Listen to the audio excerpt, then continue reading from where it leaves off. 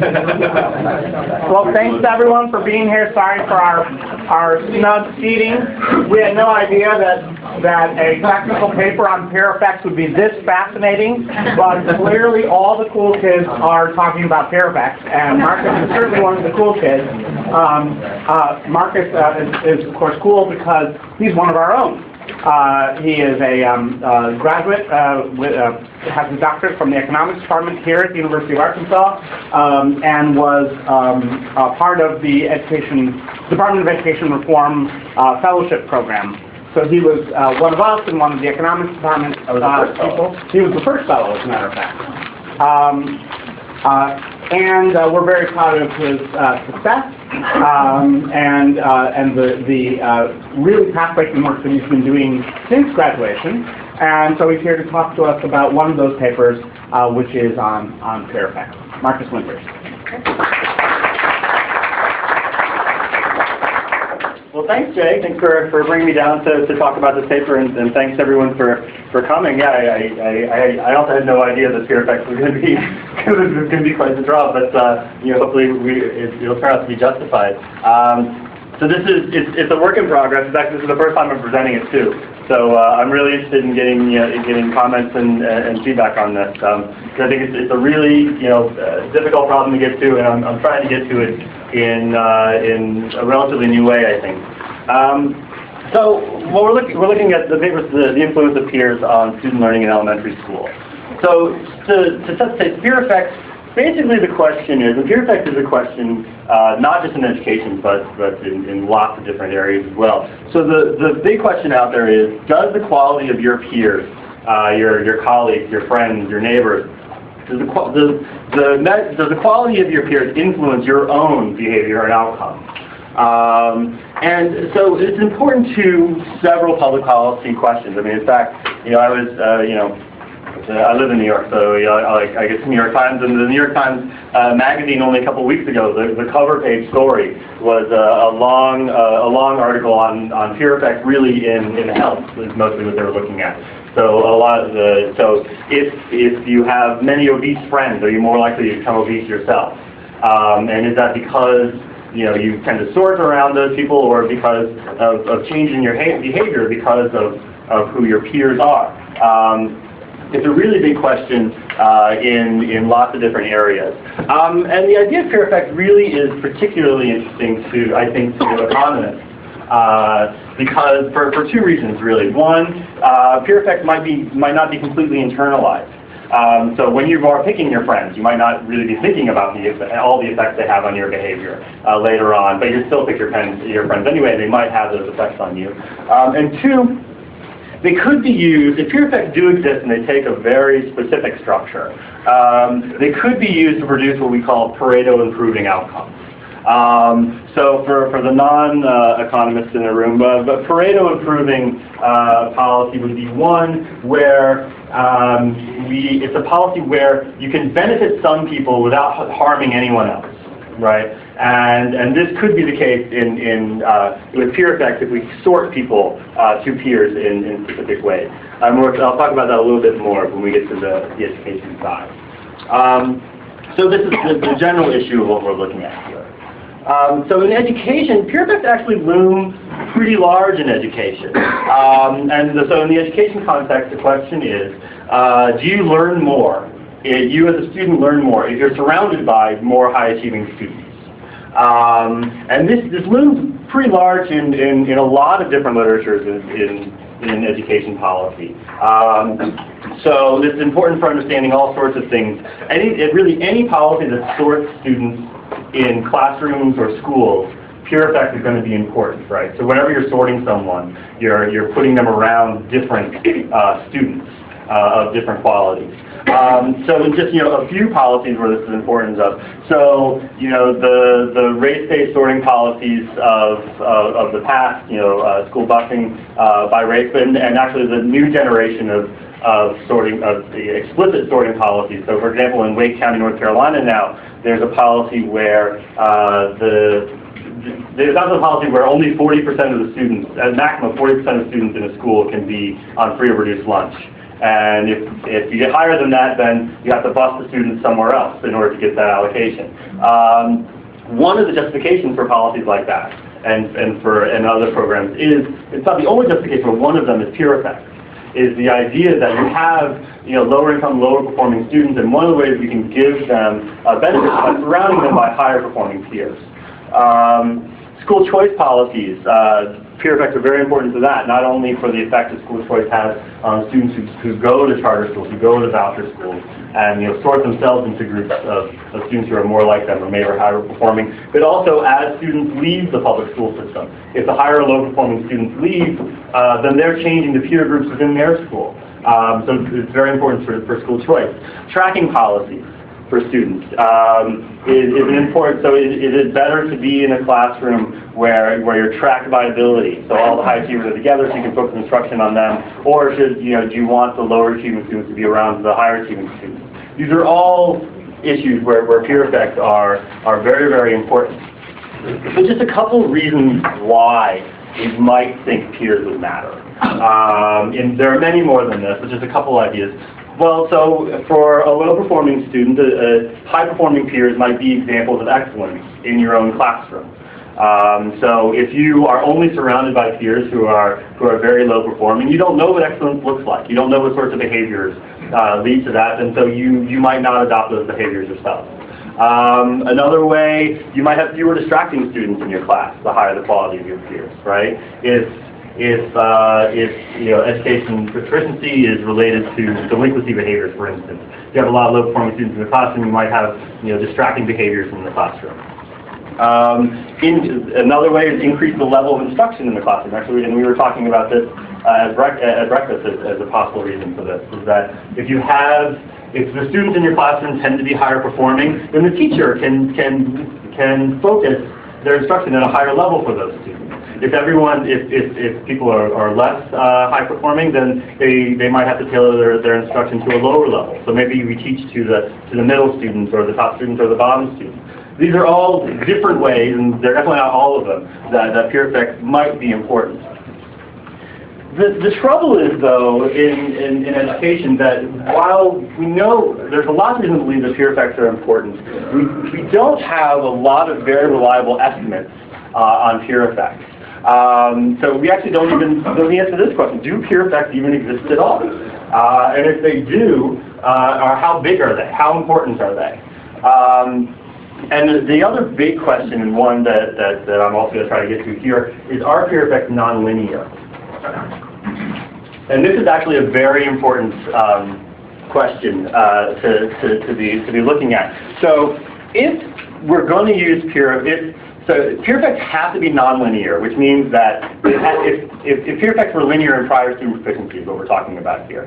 If the quality of your peers mattered identically to you if you were a low-performing student and if you were a high-performing student, then when you match those students together, whatever gains that the low-performing student had because he was matched with the higher quality peer is going to be equally matched by losses, educational losses for the high-performing students. If peer effects were just as important for everyone on the spectrum. But on the other hand, if peer effects are nonlinear, then they can be used to increase educational attainment and even increase Pareto improving outcomes. So the best case scenario, the way that we would get Pareto improving outcomes, So, for example, if peer effects were very, very important, if the quality of your peers was very important if you were a low-achieving student, and it didn't matter to you at all if you were a high-achieving student, right? If a high-achieving student is achieving well, despite his peers, with his peers, it doesn't matter. If the quality of his peers doesn't matter, but then we can adopt policies that sort those two students together to help the low-achieving student without harming the high-achieving student at all. Now, that's the best case scenario. You might also get a scenario where it's important for everyone, but it's more important for one of those two students, right? In which case, now you're making a decision about, well, how much is it okay to harm the high-achieving students to help the low-achieving students? We don't really know the answer to those questions. We don't know what size of peer effects we're dealing with here in the literature. So, if some students must be harmed to peer effects, what's the trade-off And how much do we prefer the distribution of learning to the overall size of learning and the possibility of harming the high achieving students? So these are all really interesting questions that we don't have enough evidence on. And the reason for that is that it turns out that peer effects are something that are very, very difficult to measure. And there are two reasons for this. The first reason is what's called the reflection problem. And it's purely a statistical problem, so we're not going to formally go into it too much, but basically the problem occurs because your peers influence you, but at the same time you influence your peers. You are your peer's peer, right? This creates a whole lot of, this creates some messy econometric issues. And frankly, there's some messy econometric issues that I'm going to completely ignore in this paper. Now, I will say that has been kind of the norm. At least in education research, it's to not focus so much on the peer effects problem. And Hanishek and some others have some papers indicating that it's the lesser of these problems. The bigger problem, I think, and the one that I'm focused on here, is what we can call an omitted variable bias problem, which is it's a problem that is the classic endogeneity issue. This problem occurs because students choose their peer groups. Right? So, and particularly in education, this is going to be the case. So, where you go to school in public schools is really wholly determined by where you live. And students, we tend to live around, a lot of people tend to live around people that are like them. So higher income people live in neighborhoods mostly with more higher income people. You sort yourself into your peer group in a lot of ways. This makes a problem for estimating the causal effect that your peers have on you. And the reason is, so if it were the case, so if high-achieving students tend to sort themselves around other high-achieving students, and then we estimated a model, we tried to measure the relationship between the average quality of your peers and your achievement, those two things are going to correlate at a really high level. Right? Because we sort ourselves into our peer group. But we wouldn't be able to say in a simple model like that your peers caused that achievement. They might just correlate because you sort yourself around the higher quality. This is a classic endogeneity problem. It's one that looms really, really large in the peer effects work. And it's a problem that I'm going to focus on really entirely in this paper. And again, it's thought to be the most important issue, but hands on the table, I'm not dealing with a reflection problem here. So there have been, this is definitely not the first paper overall, and definitely not the first paper in education trying to measure peer effects. So there have been prior attempts, there have been several recent attempts to study peer effects, to handle this omitted variable bias problem. So we try to do this in several ways. So we have evidence on international students and in post-secondary, in college, that utilizes random assignments of students to their peers. So probably the most famous paper of this is Sacerdoti has a paper where he uses random assignments of roommates at Dartmouth. To estimate peer effect. If you have random assignments, then you didn't choose your peers. And then we can look at the effect that the quality of your peers have on your achievement. We don't have that in K-12 though. So we don't have that, and we have that in K-12, but only in international studies.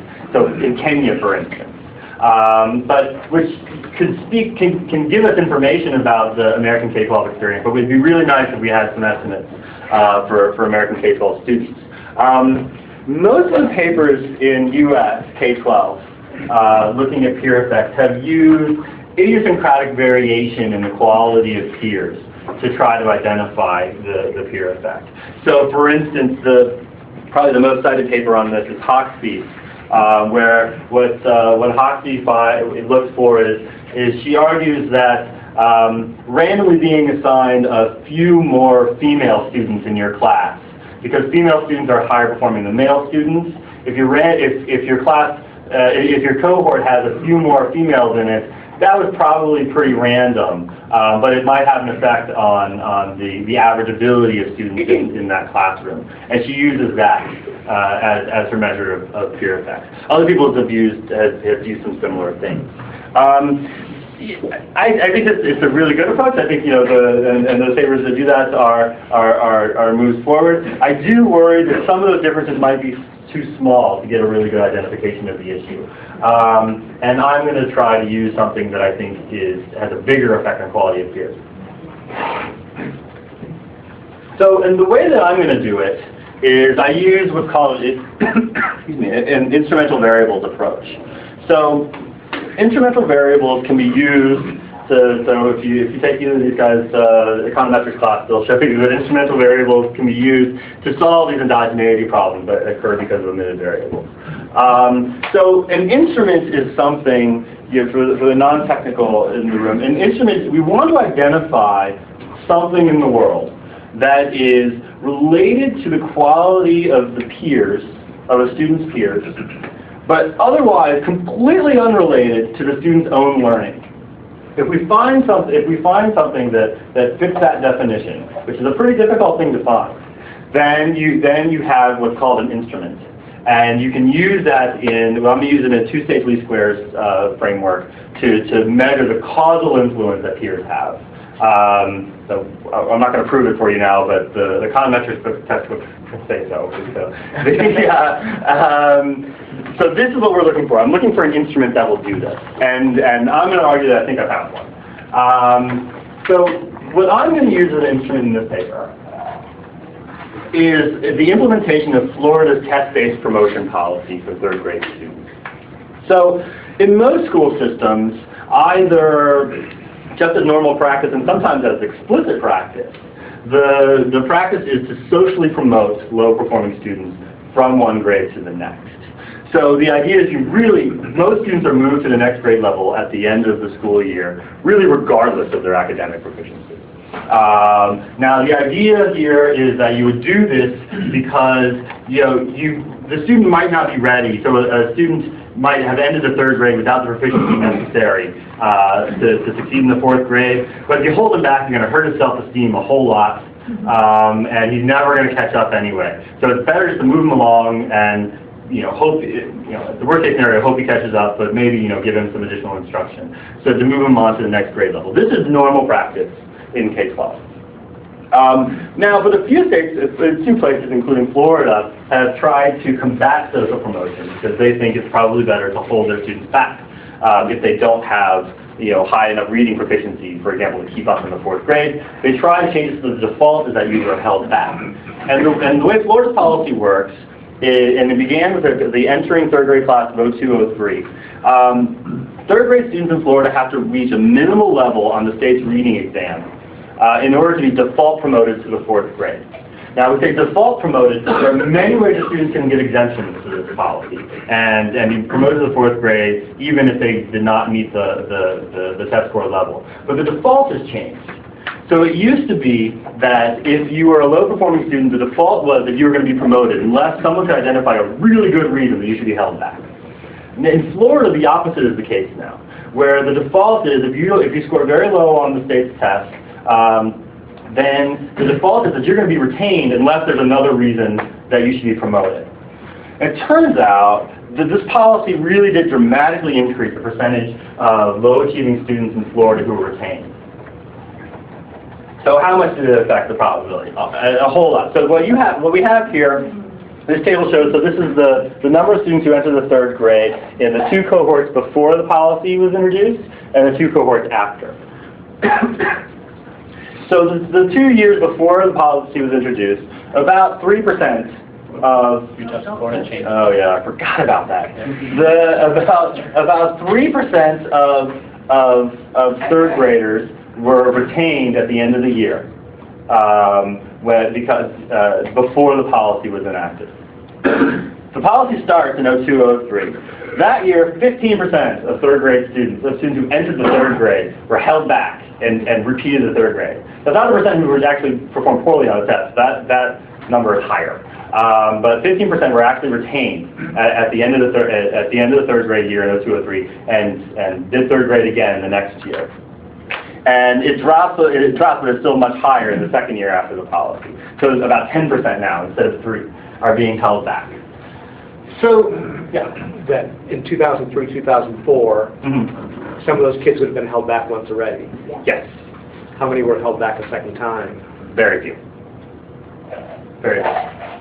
So did they find out, were there more exemptions granted because the percentage declined, as well as you had some students that you knew weren't good enough? Yeah, and actually I calculated the number, like I was thinking the same thing, and you can see it here, right? So a little bit of increase in the number of students who start third, a little bit of increase, and then all of a sudden 22,000 more kids, which is, there were 30,000 kids who were held back, right? So but if you incorporate it, it doesn't go up by so much more. So it is less than the 15, but yeah, it's a little bit higher than 9.8 if we take those kids out.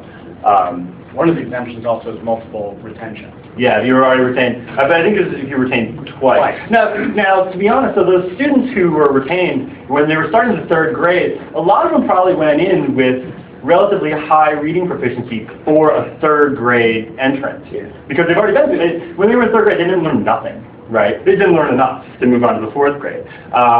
So most of them are going to test out and meet that benchmark the second time. So what are the implications of those retention rates? Well, one implication is that you have a whole lot of students who are retained, and one big question is what happens to those kids? Right. So, and actually, Jay and I, in a prior paper, looked and we used the introduction to this policy before, and found that actually the retained students made some pretty large improvements relative to students who were not retained. But that was another paper for a different day. But that was one implication of the policy. I'm going to use a different implication of the policy here to look at peer effect. So one of the implications of retaining that many students is that it has a dramatic effect on the proficiency of student peers in the fourth grade and later. So what really happened was low-performing students at the end of the third grade exited their cohorts and became part of the third grade cohort that was coming in the next year. Students who moved on to the fourth grade had moved on because they had higher test scores. So basically the low-performing students, with exceptions, but the many more low-performing students for the students who were subject to the policy were removed from their cohort, which had a large impact on the quality of peers in the fourth and fifth grade. And so you can see it in these. So this is the kernel densities of the average peer reading score so within grade, within school. So these are the average reading score for fourth graders for students who entered the third grade in the 2 years before the policy and the 2 years after. So the 2 years before the policy, they're not exact, but they're really close. The quality of the peers as they enter the fourth grade is very close to each other. The policy is adopted here. Big move to the right in the average quality of peers that starts because of the policy, and even there, these 2 years, they're really close to each other. So it's not really a year effect. It's not really anything. The policy improved the quality of peers of fourth graders. For if you were subject to the policy, you have higher quality peers in the fourth grade than you did if you weren't subject to the policy. It shows up in fifth grade too. In fifth grade, I only have the one post-policy year because the test scores run out. But you get about the same thing. These are relatively close to each other, not quite as close, but you have the structural break again. You have an increase in the quality of peers for the students who were subject to the policy relative to students who weren't.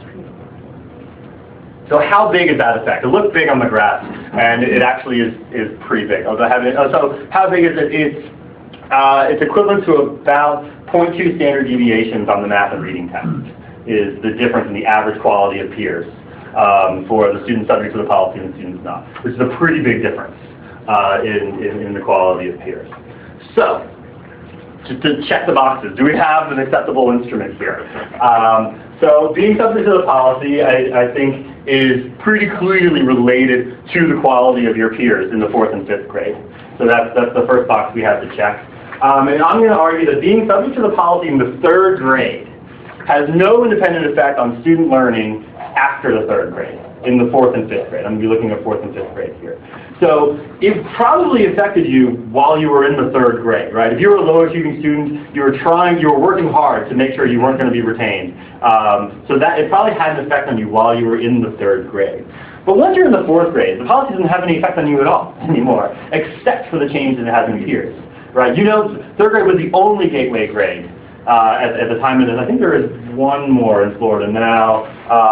Other states are experimenting with similar policies. According to my mayor, in New York, it's going to be in grades 3 through 8 you have to test out of in New York, which would be a bigger deal if the test score benchmark wasn't really, really low and almost no one failed.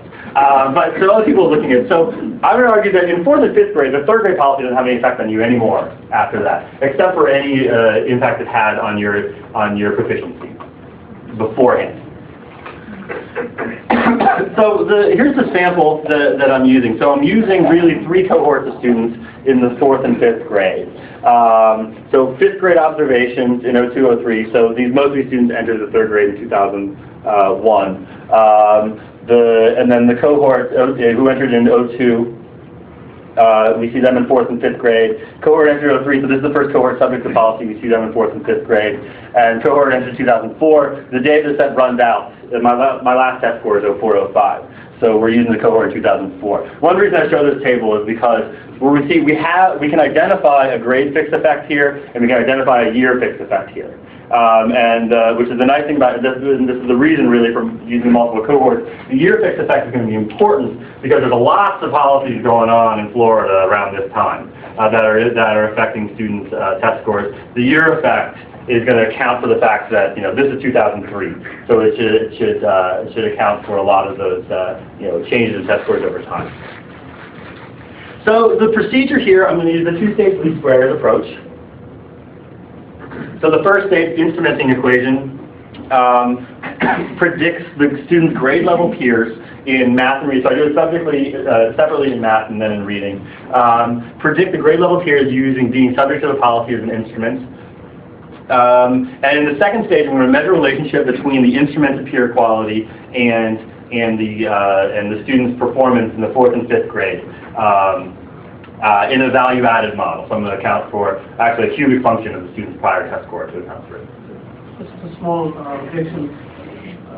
So we're talking about 2nd, 3rd, and 4th graders here. Do they really know that they won't be subject to this kind of thing? Oh, they know they're subject to the policy.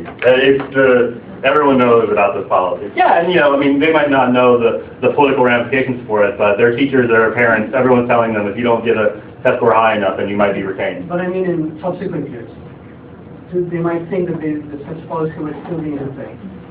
Oh, well, no one's pushing that. I mean, no one would tell them that anymore. I mean, I have a hard time believing that they think that they have to score high enough, but that probably exists for some kids. But they still could be retained for other reasons, couldn't they? Yeah, but the retention rates are closer to that pre-policy, so it's back to that 3%, 2%. So I mean, whether they have that idea in their head, I don't know. But I suppose it could be possible that some of them do. But one carryover effect too could be for self-esteem. I passed the test, it must be good. Right. Excuse me. Right. I mean, I have to think that that's going to go away 2 years later. But okay. So yeah, there could be things that there could still be unobserved things here. So formally, this is what the models look like. So I'm going to predict average peer quality. So I'm predicting last year's test score, the average last year's test score for your grade level peers, which is the beginning test score in the 4th grade, right? So I'm predicting the 3rd grade test scores the year before for students who were in the 4th grade. If that makes sense. Using observed student characteristics, about their cohort. So I'm using percent female, percent minority, all those things in there. Time fixed effect, a teacher fixed effect. So I can match them to individual teachers as well, and I can count for a teacher fixed effect that's estimated over that 3-year period. And then my instrument here, which is, were you in a cohort that was subject to the policy? And then I'm going to interact that with grade, with grades on 4th and 5th grade. And it turns out that the interaction is significant. And then in the second stage, I take the reduced form of this and use it here as my instrument. It's the Y bar hat. Run the same model except put in the Y bar hat and take out the instrument from here. Yeah. So perhaps I missed this, but the implementation of the policy, did it also have an effect on general standards in the school, and then affect retention rates from 3rd to 4th grade? It didn't in the later grades. I don't have that in the paper, but I have looked at it. No, I mean in the later grades, the retention looks like 3%, like it always did. What are the I, J, S, and T? Oh, sorry. Student I, teacher J, school S, time T. Right. And I'm clustering the standard error at the school level, which is the popular thing to do nowadays. With good reason. So the first stage results. So really what the takeaway from here is that however I run the model, and these are just the full, I don't think the full results in the paper, but if anyone wants to see them, I'll send them. But these are the coefficient estimates on the instrument, and the instrument interacted with grade. All big enough, all significant at any conventional level, which is the first thing that we need to know for this to be a good instrument. So the instrument is doing some good work in that first stage. Really high heights are squared. The teacher fixed effect is going to help. Well, it doesn't help that much actually. So I'm predicting peers pretty well. So the teacher and school fixed effect is going to be is doing some work there. And the observations are student year observations. So I have I'm looking at a lot of people here. So the second stage, this is the linear mean result. So this is the average peer effect in math and reading, and it's big. It's bigger than most other estimates. A lot of the other estimates that are out there. So I think the best model is the one that's using the teacher fixed effect. Because I think it's counting for some important things here. So the teacher fixed effect model, what this means, the way you can read this coefficient is that a 1-point increase in the average test score of the students around you, at the beginning of the year, average test score of the students around you, increases your test score at the end of that year by 0.4 points. It's pretty big. It's bigger in math. In math, it's 0.72. What are the range of scores in exams? The range of score in exams, this is developmental scale scores, so they're in the thousands. So 1 point change is a pretty small change. Right, but it's for every 1 point change, you get a 1 point change. Right. I haven't calibrated it at all. It would be one thing interesting, right? If you sort one more high-performing student in a group of 30 kids, you move the mean, but how much have you moved the mean by, and how much is that going to move forward? That's going to take some calibration that I haven't done yet. So we can interpret this, regardless of scale, 1 point increase is a 1 point increase. So the first punchline here is that peer effects are real, and peer effects are big. And peer effects are different sizes in math and reading, which is interesting too. But they are both important. So the differential effects is I think the bigger part here. I mean, it's not bigger, but at least as big. So the second stage model, I think the second stage model that I showed you, interacting the instrumented peer quality with observed student characteristics to see do peers matter differently for students with different characteristics. So the most important different characteristic here is do peers matter differently for students. I break up students based on their prior proficiency into quartiles. So the bottom quartile at the beginning of the year, the middle 2 quartiles, and the top quartile, to see if they're nonlinear in prior student achievement. And I'm also going to see if they're nonlinear in peer quality. So increasing the average test score of your peers by 1 point matter differently if your peers are very low performing or if your peers are very high performing. And those I'm going to show you on here. So here are the nonlinear results for you can hit the the plus button to make it bigger if you want.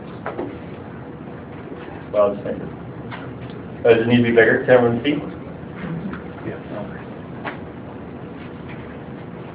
Does that get all of them? Yep. Okay. So, I think the less interesting ones here are, you know, peer effects is by math and by race. You get significant differences, but not super large, at least not relative to those coefficients. The really interesting ones are here. So this is, so actually this should read math or reading. So in math, it's the peers in math. So this is the average peers interacted with. Are you a student who is in the bottom quartile, the second quartile, third, or fourth? The comparison group here is the fourth, is the highest quartile. The stories are different in math and reading. And actually, I'm interested in, I'm not sure if they fit intuition or not. So I don't have any priors on the intuition of this. So let's look first in math here. So in this column, which is the teacher fixed effects column.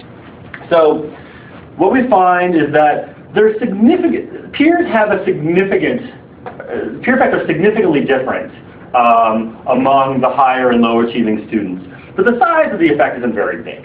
So it's different from zero, but the size of the difference from in how peers affect you if you're the 25th percentile than if you're the 75th or higher isn't very large.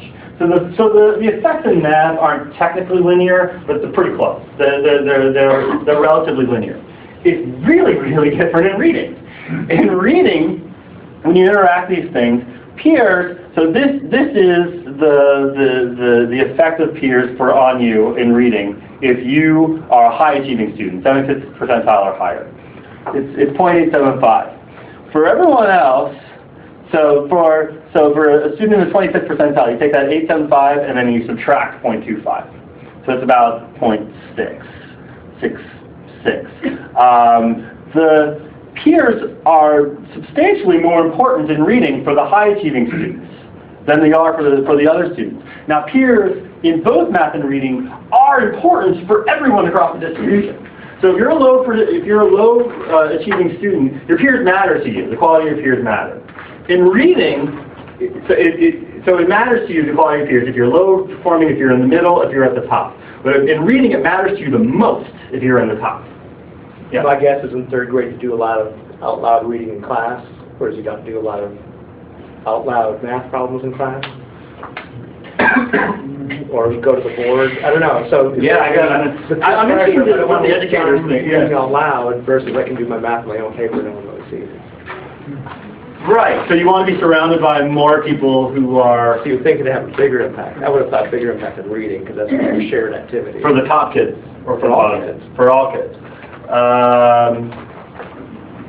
So why the differential effect?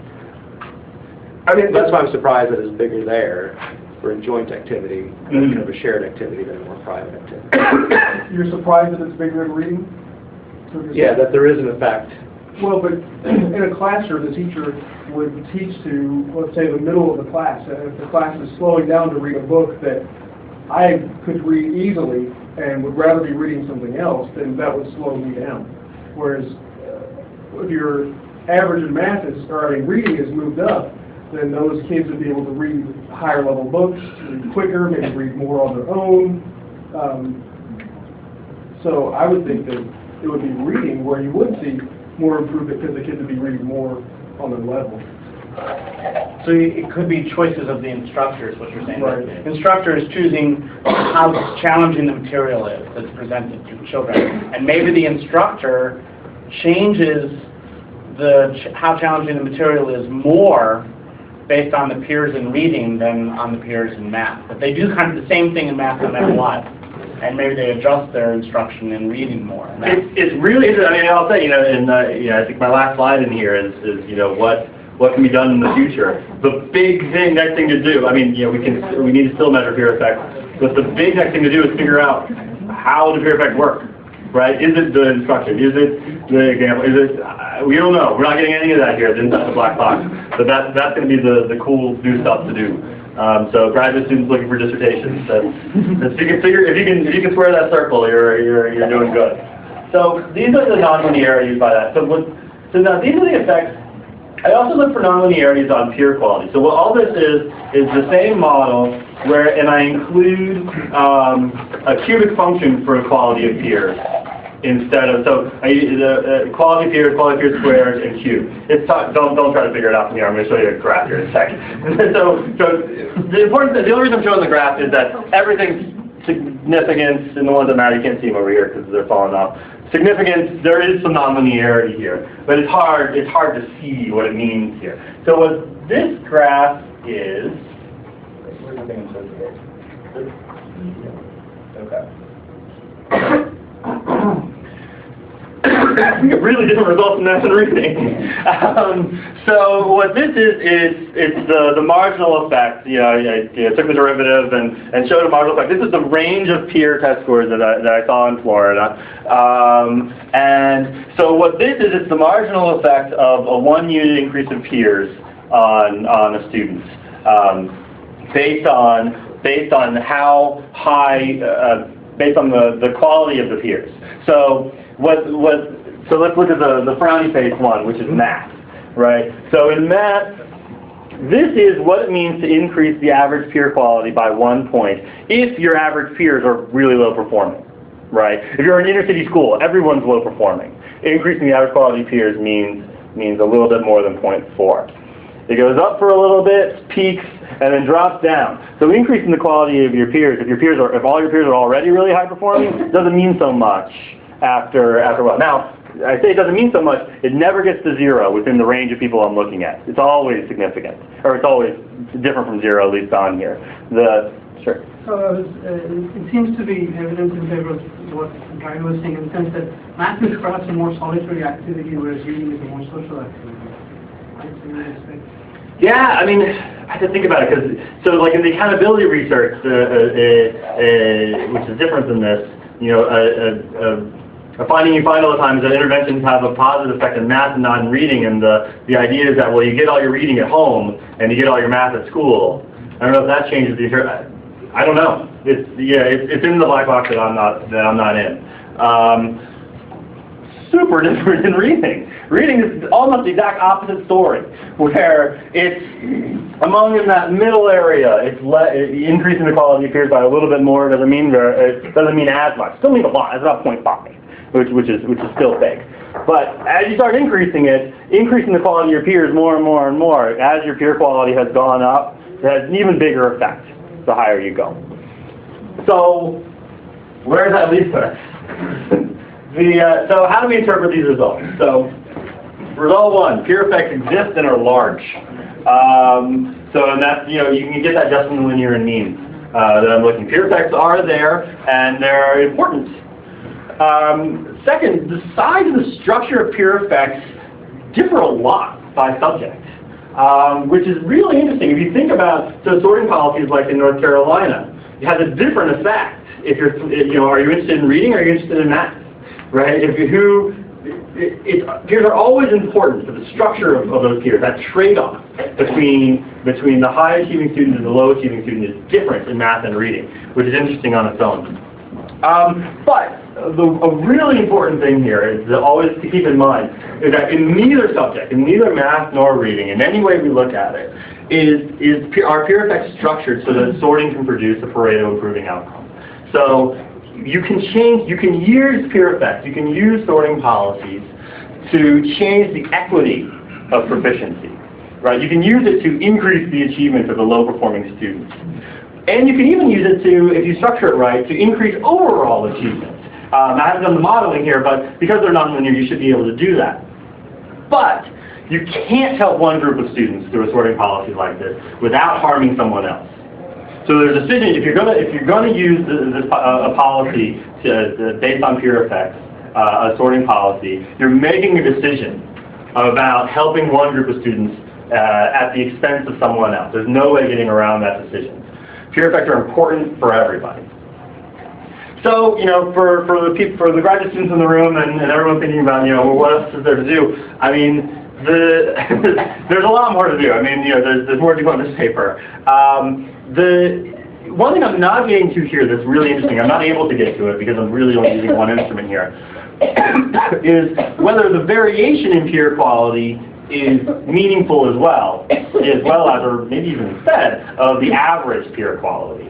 So this would be important, particularly important for understanding tracking. So if what we're talking about is the variation in peer quality, is it important to track the high-achieving students all together so that you can focus instruction just on them, and to track the low-achieving students all together so that you can focus instruction just for them? I can't get to that here, but that's a really interesting area to get into as well. And again, we need to know how peer effects work. I mean, we can tell plausible stories about what's going on with all those nonlinearities, but we don't have it here. So what's going on here? Why do peer effects work? And one reason that's important to know is that, well, if we can't use sorting policies, but peer effects work because they do certain things, maybe we can adopt policies that do those things without doing the sorting. And also it'd be really fun to model this and really calibrate it using the estimates out there to really get an idea of what the overall implications of these moves are. So, with that, good questions. All right, could you go back to your graph, the smiley face and the frowning face? Yep. Okay. On this graph, how confident are you across this entire range? Could you do confidence intervals? What I was thinking is there might be more variation in the average peer quality in math than there is in the average peer quality in reading. There might be tighter bounds on the reading average score than there is in math. And so you might not be as confident in the reading scores, the effect on the reading scores out towards the far right tail as you are of the math. Yeah, I mean, there's no significant test on any of this or whatever. This is really just taking the estimates that I showed you and showing you the implications of it. Right. I was just thinking that the implications might be wrong here at the far right-hand tail, because I mean that tells a pretty stark story there. Is it over 1.2 for that high end? I don't know. That's a pretty big multiplier. Right. Yeah, it's ridiculous there. Yeah, I mean, but the shape, that's not going to change the shape, right?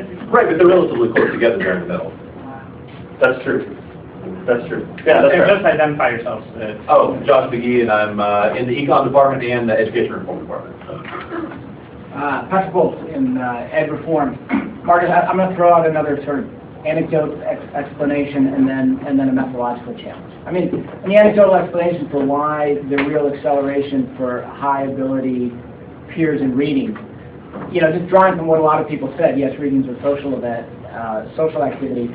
You might call it the Tolkien effect. Is the really smart kids in reading, encourage you to read Lord of the Rings. Mm-hmm. So examples of that in your you're drawn into the coolness of reading really challenging books, as opposed to just what's assigned in the classroom. So it could even be an extra classroom sort of effect. The methodological challenge is it comes from a paper by Akerlof and Cranton on the effect of school cultures of achievement on student achievement. So schools that have a social culture of achievement tend to produce higher achieving students, ceteris paribus. And so is it possible that, this is a challenge to your analysis. It also would suggest a nonlinearity, but it would be a sort of step function nonlinearity. And that is that if you have a certain critical mass of high achieving students, then then it will be cool to be high achieving, and there'll be a sort of contagion effect. Well, but if that's happening at the cohort, at the classroom level, then it's a peer effect. If it's happening at the school level, I should be accounting for it here. All of these have school fixed effects. These are within school and then within teacher estimates. I think the school fixed effect is going to be doing some of that work. So it's within the same school that change in the peers happens. So unless that cohort suddenly the school changed that way, I'll think about it. But yeah, I think the school fixed effect is doing that work. Sure. I'm Mike McShane. I'm a PhD student in the Education Policy program. I was wondering if you could go back to one of your first slides. You have the statistics of the numbers of kids who passed each year. Yes, that one. So after the intervention was implemented, wouldn't the peer group of the third grade students, because all the kids that failed got put back in there, and yet the retention rate went down, so didn't the third graders do better with worse peers? Well, it depends on what you mean by peers. And I said, if I was going to get uppity about my paper, this is about how I get there. Yes, in this cohort might not be exactly the same as this cohort. And the reason I say that is that in the 0304 third graders are a bunch of students who are a bunch of these students who took the third grade once and didn't make it. Now, they were doing that, there's a lot of reasons they might not have scored high enough. One of them might be lower in innate ability, right? So you might have students who have the same test scores at the end of the third grade this year, but got those test scores really different ways. And actually, I think I would love to, and we were talking about this at breakfast too, and I've talked to others about it. It would be great if you could do this in the third grade. And look at that class, because the interesting thing there is, like I was saying, the students who are retained, they might actually be relatively high reading proficiency students for someone who's starting the third grade.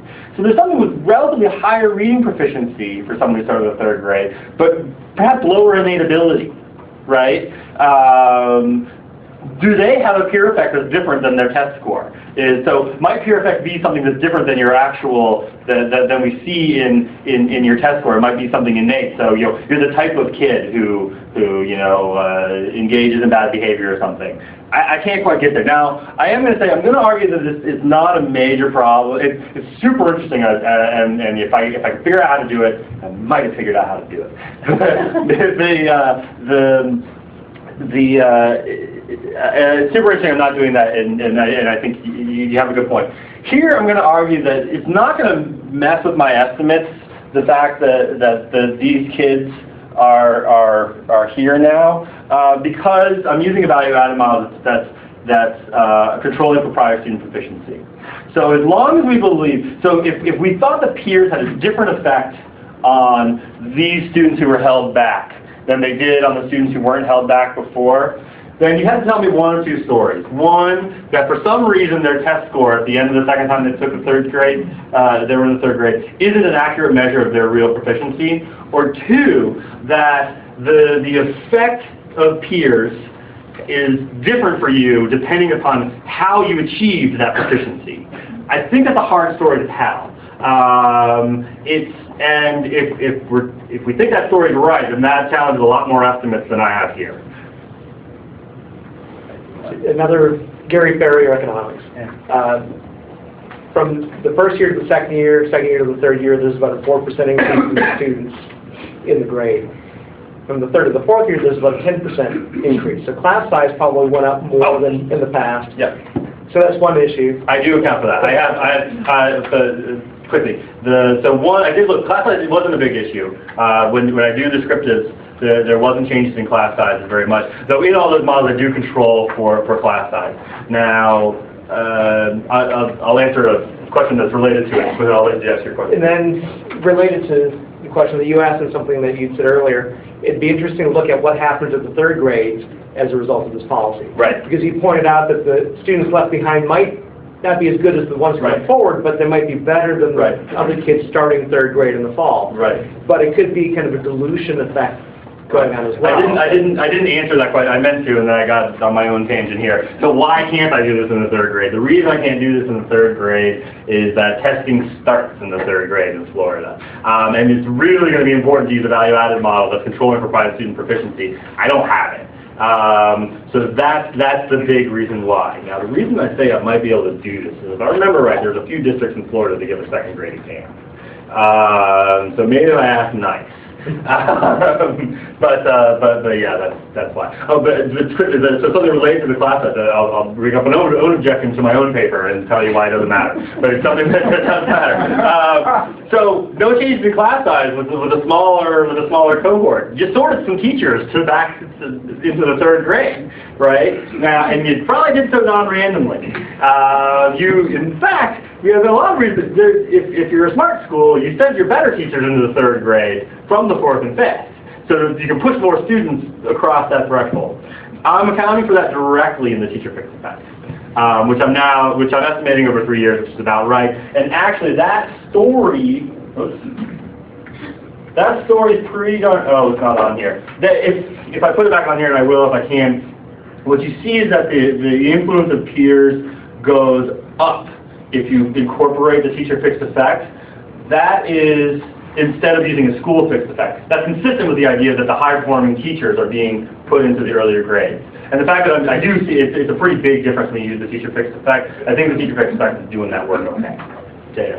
Well, and I don't know if Kim McComas, you were trying to get in, so I'll defer to Kim first. Well, as a math educator, I thought it would shed light on that pink curve. Oh, perfect. I would love to. Let me go back to that. Well, to that pink curve. We've had a couple people refer to math as being an individual and solitary endeavor, and these days, if it is taught well, it is taught very collaboratively. Students are actively problem-solving in groups, and they share strategies, so it is a very active social endeavor now. And then, as it drops off, also being interesting to get to education. Your high kids are already scoring the highest on the test anyway, they don't have to start down. And they're really, there's no one. Right. In Florida, not very many people are maxing out on the test in Florida. But yeah, I'm very interested in. I'm not sure if these are intuitive or not. One more comment, though, if you like. I've heard lots of kids at the university level, and also friends of my kids who are in grade and middle school, say, I'm just not good at math. I've been told I'm not good at math. I've never met a kid who said, I'm just not good at reading. They might say, I don't like it. But kids in math seem to be convinced they're just not good. Don't try. Don't worry about it. You can't do it. Not everybody can do math. But everyone can do reading. And that could be part of the difference is whatever impact that has. Right. I'm Jay Green, Department of Education Reform, and I wanted to maybe raise doubts about whether you actually have an instrument that works. Okay. Because that would be that's the heavy lifting of the paper, right? The real innovation of the paper is that you have this neat instrument produced by policy, and so that everyone understands what just because instrumental variable analysis is not very familiar. I'll just repeat a little bit of this, that you have to find something that predicts the average quality of people's peers without predicting how well they'll achieve. And the reason why you do this is that if you can do that, you're going to get an unbiased prediction of your peers, and then you use that unbiased predicted peers to show the relationship between peers and achievement. So it's really important to find something that's related to the quality of peers, but not related to ultimate achievement by that student. Well, if what happened with the introduction of this policy is that schools did things to improve themselves generally. They instituted new professional development, they improved themselves organizationally, and that these improvements occurred across grades. Then your assumption that it would only affect you in 3rd grade, but not affect you in 4th or 5th grade, would not hold. And so then the two cohorts that are post-policy are different not only in that the quality of the peers has changed, but the quality of the school perhaps has changed. And in fact, if we see the drop-off in the retention rate from the first year of the policy, the 2nd year of the policy, it goes from 15% down to 10% or so. And is that perhaps partially an indication of general school improvement? And if it's a function of general school improvement, is this raising the concern about whether you've got a valid instrument? I think I'm getting there directly with my cohorts here. So 4th and 5th grade, I mean, again, these are within school. So who was subject to the policy, who wasn't? These guys are in the same school, subject to the policy, not subject to the policy, right? Not subject to the policy, subject to the policy. That's going to be my short answer to that question. Your instrument is perfectly correlated with time. So if something changed at that time, the policy may have caused schools to change their quality. They may have adopted new professions. Right, well, things that are happening overall in Florida is being captured by the year fixed effect, which I'm able to do because I have. So you have to differentially. You have to differentially affect along with the. You can tell a story there. I think it's a tougher story to tell. Yeah. So is it, from a teacher's point of view, is it easier to teach smarter kids or dumber kids? I have nothing from the teacher's point of view. There are plenty of teachers here. But and my guess is they might have different answers. And they probably won't say smarter and dumber. That was where I was going to be. So my guess is, if I'm a good teacher at a school, and I have typically I have my say in which class I want to teach. And now you're basically having a policy where the smart kids get selected into one class. The good teacher gets to decide which class they want to teach. Do you want to teach the kids that all failed, or do you want to teach the kids that are good students? And my guess is the good teachers will try to select into the good classes, in which case now the smart kids have smart teachers. The less smart kids have less good teachers, in which case the effect could be driven by well, if that were true, it would have always been true. So even independent of the policy, there's going to be classrooms that are kind of, randomly or not, going to have the higher or lower achieving. And this is a big problem in the teacher value-added research that's out there. I think the teacher fixed effect is doing a lot of that work here. No. Oh, okay, sorry. Before, the teacher is teaching an average group of kids, but now the teacher is teaching a smart group of kids. Yeah, he's teaching an average group of kids, but it's an average, but among. So before the policy, they're closer to all the classrooms. So there's 5 classrooms in there. All the classrooms have lower proficiency than they would the next year, right? But among those 5, there's a higher and lower performing, right? The next year, all those classrooms in the 4th grade are higher performing. Not just because the kids who failed in the 3rd grade are back in the 3rd grade. They never moved up to the 4th, right? Am I answering your question? Well, I think he has a couple of false premises there. Many times in schools, you don't put all of the children who fail together because they're developmentally older. You might put the ones who fail with the developmentally advanced group. So you might have, in fact, a classroom of retained and high-performing students together in a single classroom that are able to level it out.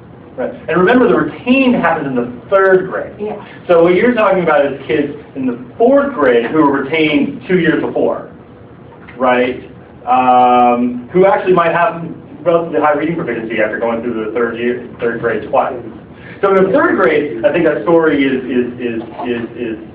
much more apt, right? In the 3rd grade, you have a big chunk of low-performing students. And actually, according to the policy, in the second time they take the class, they're supposed to try to be assigned to a high-quality teacher, however they wanted to define it that day.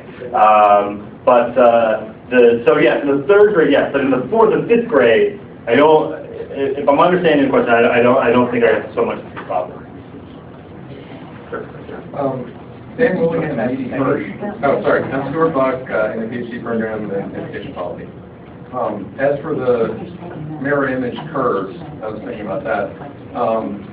E.D. Hirsch and Dan Willingham and other people make the point that reading scores are often tied not so much to quote-unquote reading activity, but to content knowledge. And they cite studies, among other things, like a study that shows that kids given a passage to read about baseball, if they were poor readers but they knew a lot about baseball, they do better than students who are great readers but don't know about baseball. So what's really being tested there is just knowledge about the world when you have a reading test. So maybe the high-achieving kids are improving their collective reading performance just across the board by being interested in the world, by having an interest in astronomy and talking to each other about it, or by using greater vocabulary words. They're just feeding off each other's knowledge. You might get an increase in that as you have more high-achieving kids.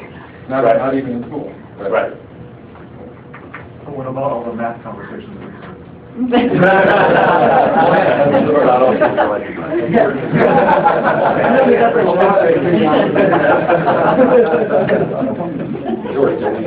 There have been a lot of studies on tracking, and are those studies unable to really pick out a peer effect? Not, I have to look at some more carefully. Yeah, it hasn't been, the tracking studies haven't really been cited Because it seems like even now you got kind of de facto tracking when you say take algebra in 9th grade versus 8th grade, where you could certainly compare those people who barely got into 8th grade algebra to those that could just barely missed it or whatever. It seems like there might be another way to get at peer effect. With the de facto tracking that happens. Yeah, I should make myself familiar with that work. Seems like you could use regression discontinuity techniques for tracking studies to see. Sure, yeah, if you're... It's a strict cutoff. Yeah. Just a question about your student base and Barbara Garden special ed. Does this exempt the students who have special needs? Are they exempted from the 3rd grade test? Do they take it? Are they reflected in there? What about students who are English as a second language? What are those groups? You're exempted. Not all special ed kids are exempted just because if their IEP basically has to say they need to be exempted from this. Or that testing's not appropriate for them, or which I know is the wrong way to say it, but my equivalent of that, right? I believe that everyone else is subject to the policy. Your English as a second language students as well?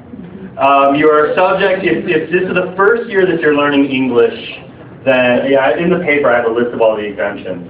I think it's in a footnote now, but it's in there. If you're ELL for the first year, if this is the first year with English, then you're exempt from the policy. First year in U.S. school. I'm sorry? First year in U.S. school for English language learners, they are exempt from the literacy only. Okay. They have to take the math and science, but they are exempt from literacy only. Well, right, but that's the taking of. But this is so math and science. They don't have to reach a threshold. So I think so. It's something as far as whether it counts for this. Or maybe it is for first grade. One question is exemption from the test, and the other is exemption from the policy. Right. That might be right. But yes, there's something with ELL. The exemptions I don't have them memorized, but they're in the paper. Yeah. So my question was actually where they are not included in your group. Not that it would be a big number probably, but they're not included in your data. They are included in the data. So even if they're subject to the policy or not, they are still students with test scores. I believe I could count for whether you have an IEP. So if you're taking the test, you're in my data set. Yeah. So if you took the test, you still are surrounded by peers, and your peers were probably still changed by the adoption of policy because some of the special ed students were subject to it and the like. And this is the FCAT test? This is the FCAT, yeah. The FCAT method. Yeah, I didn't do a data thing. FCAT, method. Bruce Dixon, Agricultural Economics. Getting back to Jay's point about the change in the two percentages from 15% to 9%, I've got to think that there was perhaps some shock in the system when 15% of the students get held back. I'm sure I'll have to. And I would expect kind of a Lucas critique that, geez, we can't let this happen again. And so did the program change somehow between the 2 years? Jay's comment that the structure of the program did not. So one way that you can be exempted from the policy, and if you were going to do it, this is how you would do it, is your teacher gives you has a portfolio of work about you and says, put together a portfolio of work and take it to a board and says that you should be exempted. If you really just wanted not to retain so many kids, that's probably how you would do it. I don't know if those rates changed. In those years. But yes, that would be a pretty darn big shock. It's an expensive reform too, right? You're talking about putting 30,000 kids through one more year of schooling. But that's neither here nor there for this paper. Okay. Great. Well, thanks so much, everyone, for your comments.